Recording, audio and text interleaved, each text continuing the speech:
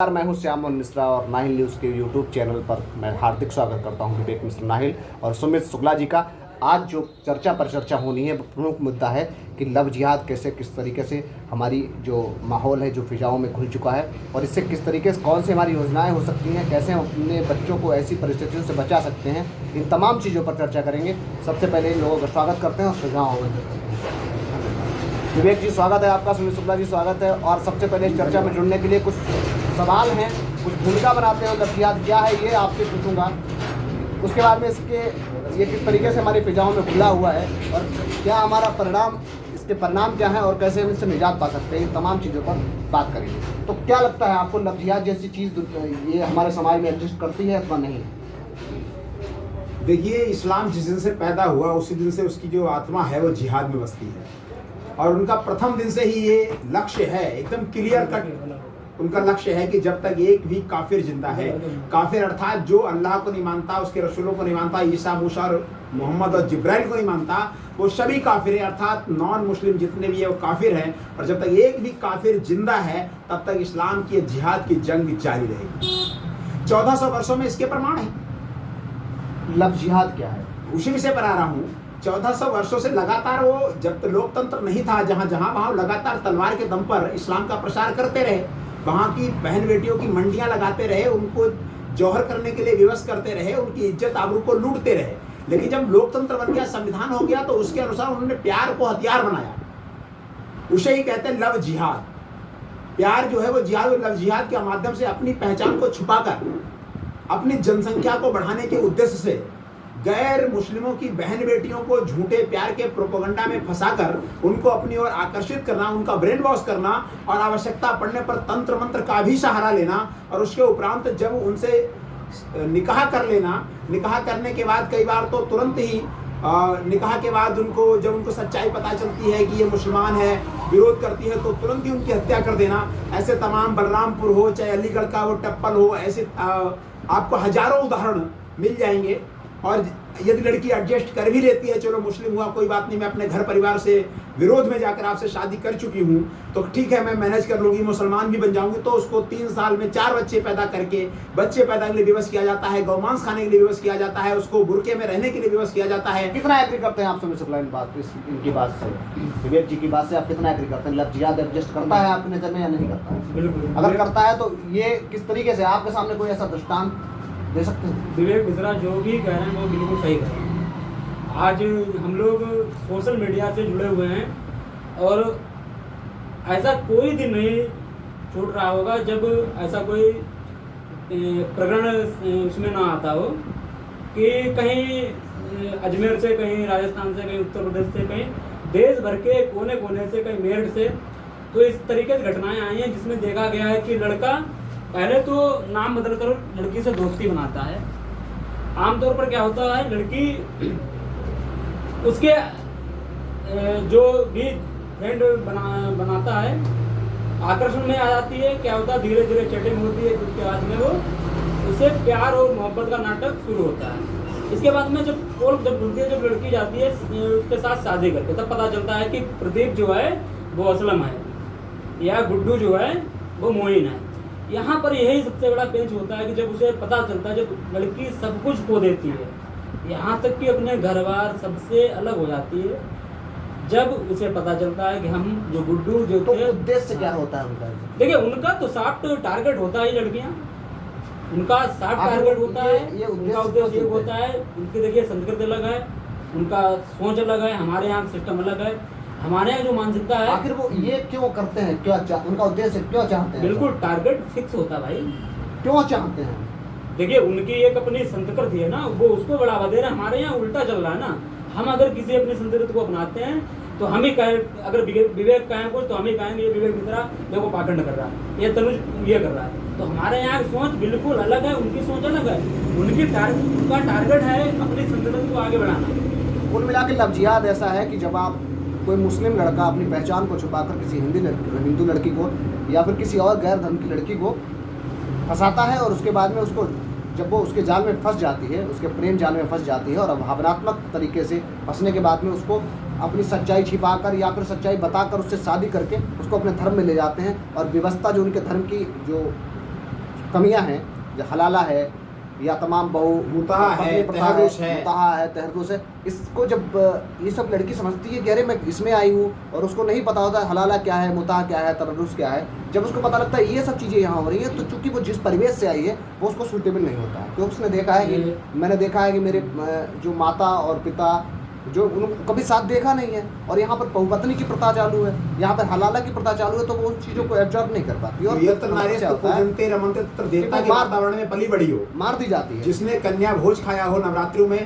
पैर धुल के जिसके पिए गए हों, और वो जहाँ करके वहाँ पहुँचती है ये ऐसे कुछ परिवेश मामलों को में छोड़ जहाँ कर। उसको एक बच्चा पैदा करने की मशीन की भांति यूज विवेक। किया जाए, वो वहाँ कैसे कुछ अपने आप मामलों को को छोड़कर adjust करता है। अगर 100 कांड ऐसे हुए तो उसमें 1-2 को छोड़कर हो सकता हो एक आध राष्ट्रवादी एपीजे अब्दुल कलाम को मानने वाला हो, 1% की बात कर रहा हूँ, उसमें भी कोई पक्का नहीं।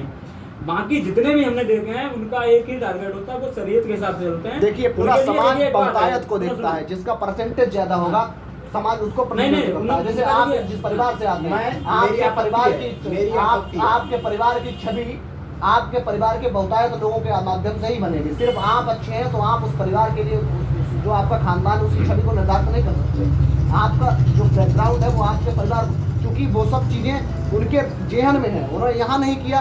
उन्होंने तमाम ऐसे इस्लाम जब पैदा हुआ और उसके बाद में जब उसने अपना फैलाव शुरू किया, उन्होंने शुरुआत ही इसकी मार काट से की है। उनके देखिए, किचन उनका से टारगेट ये होता है, उनका एक मेरी aim आपत्ति होता है श्याम मोहन जी अब्दुल कलाम जी के नाम पर भी।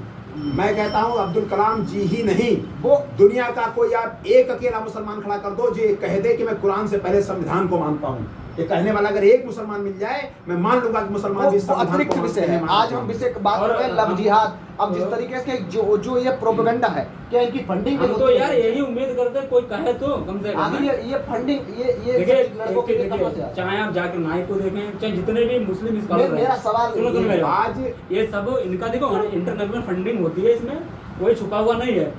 आप अगर अपने समाज के लिए ये बात उठाते तो आपके समाज के 4 लोग खड़े हो जाएंगे आपकी टांग पकड़ने। क्योंकि इनमें देखिए सीधा सीधा होता है, बाकी कुछ छुपा नहीं है।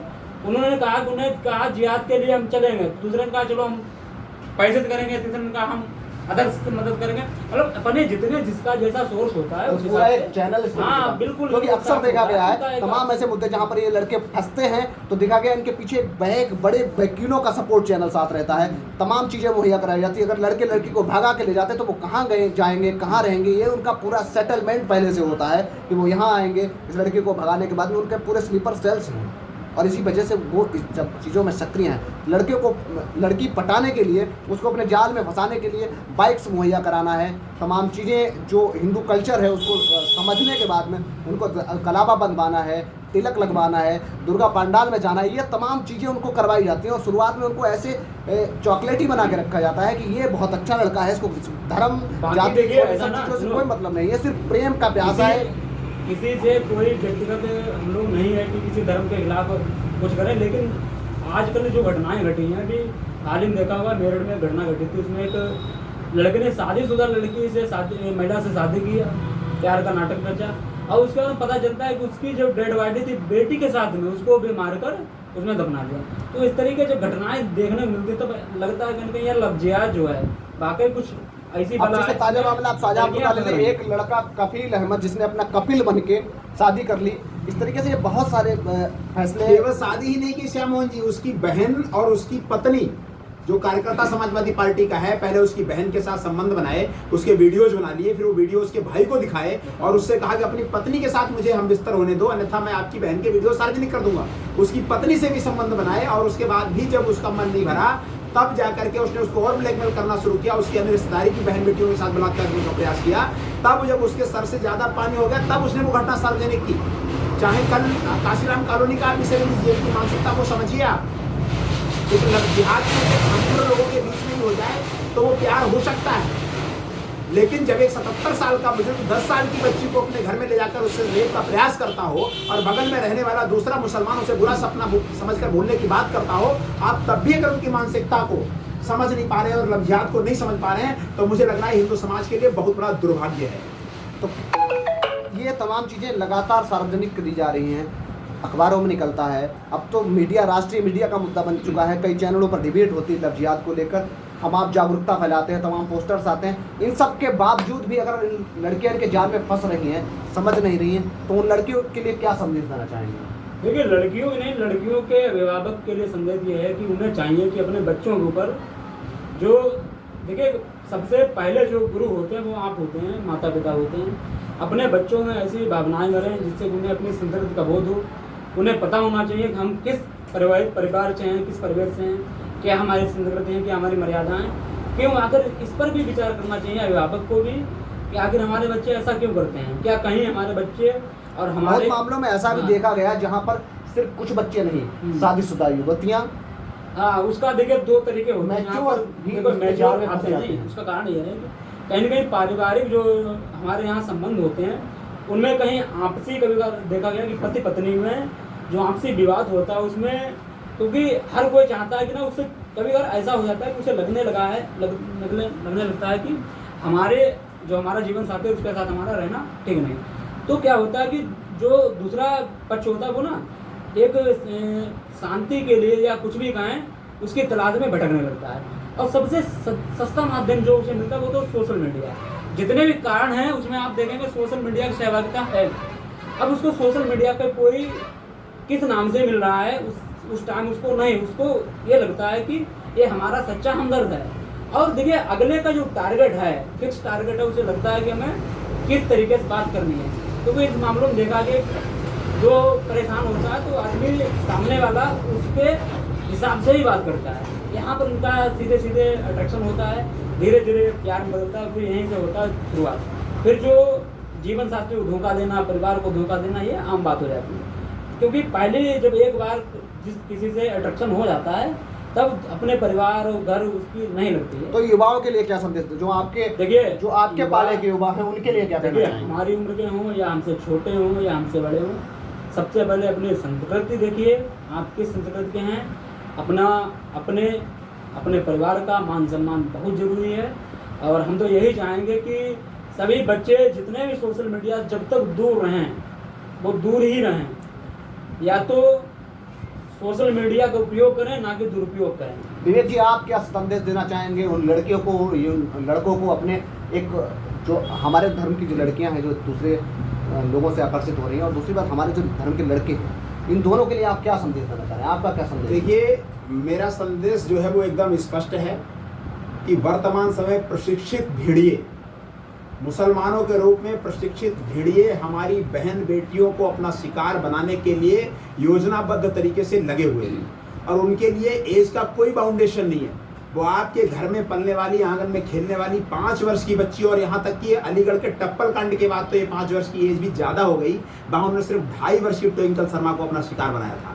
तो मैं तो अब यहाँ तक कहें कि आपके घर में पैदा होने वाली बच्ची से लेकर आपके घर में एक बुजुर्ग दादी माँ तक उनका निशाना है, और उससे वो हर प्रकार की, उससे कहीं पैसा के माध्यम से कर रहे होंगे, कहीं उसको आकर्षित कर रहे होंगे, कहीं वो किसी अपनी फ्रेंड के माध्यम से। हालांकि ग्रीन एज की जो बच्चियां हैं हमारी 13-14 साल से लेकर के 18-20 साल तक, वो उनका एक सबसे ज़्यादा मोस्ट फेवरेट टारगेट है। लेकिन ऐसा नहीं है कि उसके ऊपर के और उसके नीचे की उनका टारगेट नहीं है, क्योंकि उनका उद्देश्य सिर्फ और सिर्फ यही है कि जिस समाज की मातृशक्ति को भ्रमित कर दिया जाए, उसको नष्ट किया जाए, वो संस्कृति जड़ से समाप्त हो जाती है, और इस कार्य में वो लगे हुए हैं। और दुर्भाग्य है हमारे समाज का कि हम उस मूल समस्या को नहीं समझ पा रहे हैं, हम अन्य समस्याओं के पीछे लगे पड़े हैं। मैं संदेश संक्षेप में सिर्फ और सिर्फ यही देना चाहता हूं कि न सिर्फ लव जिहादी किसी के माथे पर नहीं लिखा होता, आप सिर्फ और सिर्फ मुसलमानों से ही दूरी बना लें, तभी आप सुरक्षित रह सकते हैं। अपनी बहन बेटियों को बचपन में ही 5 वर्ष की अवस्था से उनके पाठ्यक्रम में कुछ ऐसा डालें। आज वो पाठ्यक्रम नहीं है तो हम घर में ऐसा साहित्य रखें, उनको समझाएं, उनको महारानी पद्मिनी का जौहर बताएं, उनको चाहे हमको संयोगिता की घटना बतानी पड़े पृथ्वीराज चौहान की पत्नी की, चाहे उन्होंने किस तरीके से दुख्तरे हिंद मीनारे 2 दिनार में ले जाकर के हमारी माताओं बहनी की 2-2 दिनार में मंडियां लगाई, किस तरीके से औरंगजेब ने, बाबर ने, हुमायूं ने, शाहजहां ने तब से लेकर आज तक मेरी बहन बेटियों के साथ जो अत्याचार किए, आज जो लफ्जात की घटनाएं हो रही हैं न्यूज़पेपर में हम जो देखते हैं, उनकी सच्चाई परिवार के साथ, बहन बेटियों के साथ चर्चा करें, उनको इससे सावधान रहने के लिए प्रेरित करें। क्योंकि अब ये लव जिहाद सिर्फ यहीं तक सीमित नहीं रह गया है, ये उनके लिए रोजगार का साधन भी बन चुका है। मैं आपको 2019 के आंकड़े बता रहा हूं कि लव जिहाद के माध्यम से 3 लाख से अधिक लड़कियों को फंसाकर उनके साथ ये शोषण बलात्कार करने के बाद उनके साथ निकाह किया गया, और उसमें से कम 1 लाख से ज़्यादा बहन बेटियों की हत्या कर दी गई जब उनको हकीकत पता चली, और उसमें भी कम से कम 12,000 करोड़ रुपए के उनके अंतः अंग बेच दिए गए। आप समझिए, बहन बेटे को ले जाने के बाद उनको जब सच्चाई पता चलती है, उनका मर्डर किया जाता है, उनके आंतरिक अंगों को बेच दिया जाता है। ये उनके लिए एक रोजगार का साधन भी बन चुका है। इन सब चीज़ों को जब तक हम भली भांति अपने बच्चों को बच्चियों को बताएंगे नहीं, मुझे नहीं लगता इस समस्या से हम बच पाएंगे। आज कोई दूसरा शिकार हुआ है तो निश्चित तौर पर यदि आप लव जिहाद की सच्चाई को स्वीकार नहीं करते तो आप मान लीजिए कि आपको उस दिन स्वीकार करना पड़ेगा जिस दिन आपकी खुद की बेटी उसका शिकार बन जाएगी। क्योंकि तारा सिंहदेवा जैसे ऐसे लोग भी, ऐसे उदाहरण भी हैं, सर्च किए, तारा सिंहदेवा जो नेशनल शूटर है, ऐसे लोग भी अगर लव जिहाद का शिकार बन सकते हैं तो आप इस भ्रम में बिल्कुल मत रहिए। शिक्षित लोग बिल्कुल, टीना डावी और तारा सहदेव जैसे लोग हैं, तमाम आप लंबी फहरिस्त है जो इस चीज़ की शिकार हो या चुकी है। अगर ये सोचते हैं कि वो गांव की तो इस लड़कियां तरीके से उसका गवाह, परिणाम सीधा ये है जो निकल के आता है लब्बो लुबाब हुई है कि सब चीज़ों से हमको बच के रहना है और मुसलमानों को अवॉइड करना है, वरना लव जिहाद का शिकार होने अगला निशाना आप बनेंगे। तो इस तरीके से तमाम चर्चाओं का सार यही है कि बच के रहिए, समझदार रहिए, सुरक्षित रहिए, घर का माहौल ऐसा बनाइए, बच्चियों को साहित्य ऐसा उपलब्ध कराइए जिससे कि वो लक्ष्मीबाई बन सकें। अंत में एक बात और कहना चाहता हूँ, लव जिहादी आपके घर में जब एंट्री करेगा तो अपने माथे पर लव जिहाद की प्लेट लगा के एंट्री नहीं करेगा।